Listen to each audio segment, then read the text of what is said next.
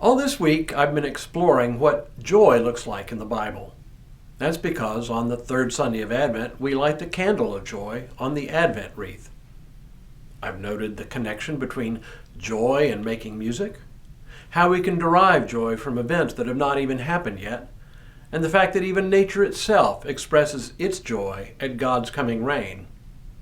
We've talked about what Israel's joy is all about, and even about the joy and delight God has in God's own people. Today, as we complete our journey through joy, we'll talk about Paul's joy. Hello, I'm Stuart Baskin, pastor of First Presbyterian Church of Tyler, Texas. The church today is both like and unlike the church Paul knew. I suspect that if we were able to travel through time, and if we were able to understand the language spoken then, we would find a lot of what the church did completely foreign to us. On the other hand, we would be united with our early forebears in some very human things. For one, we would recognize the all-too-human squabbling that went on in the early church. But one thing we might be unprepared for is the level of struggle they underwent as a new and relatively unknown religious sect. Many Christians today believe we are a beleaguered religious minority under attack.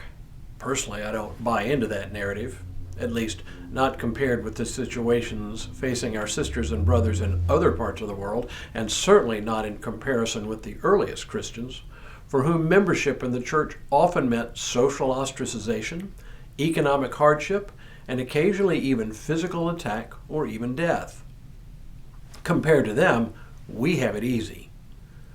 The churches Paul wrote to uniformly faced a level of persecution unlike anything most of us even imagine. And this persecution apparently had a profound and predictable impact on the relationships among church members. Why? Because persecution is scary. And when we human beings are afraid, we start to behave in often irrational and self-centered ways. Fear can drive people to adopt rigid opinions, closing themselves off from the opinions and perspectives of others.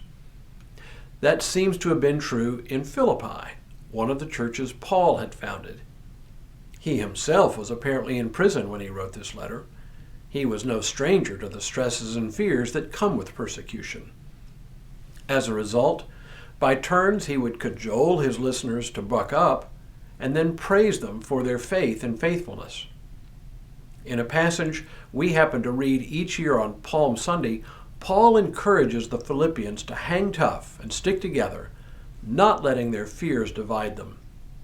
In this passage, we get a glimpse into Paul's heart and what drove him as an apostle. He says, "If there is any encouragement in Christ, any consolation from love, any sharing in the Spirit, any compassion and sympathy, make my joy complete. Be of the same mind, having the same love, being in full accord and of one mind. Do nothing from selfish ambition or conceit, but in humility regard others as better than yourselves. Let each of you look not to your own interests, but to the interests of others.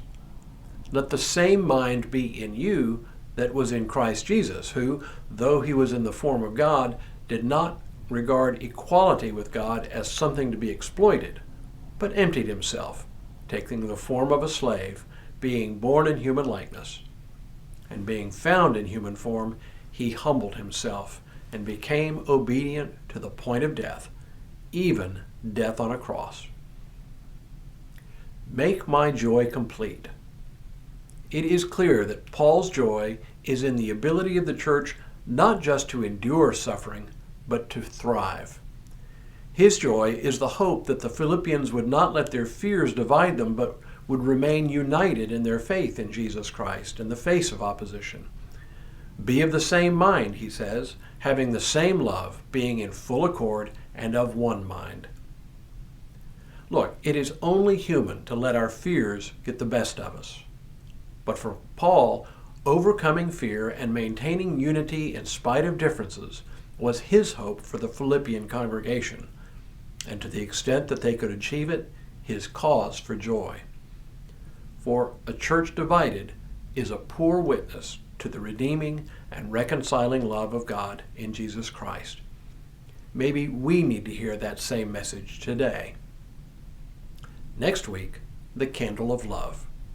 But for now, may God continue to bless you and keep you in all that you do this day and in all the days ahead.